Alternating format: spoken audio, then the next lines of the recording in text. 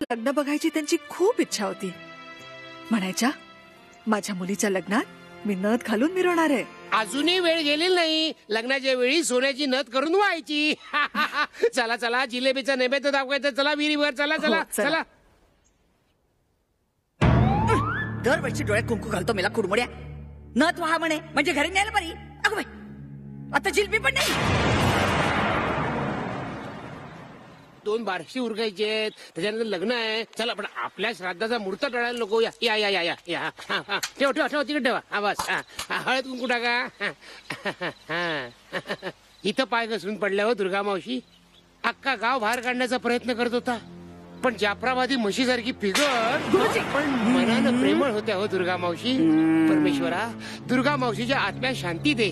चला आता पुढचा कार्यक्रम करूया. चला चला चला चला. एवढा नैवेद्य कशाला?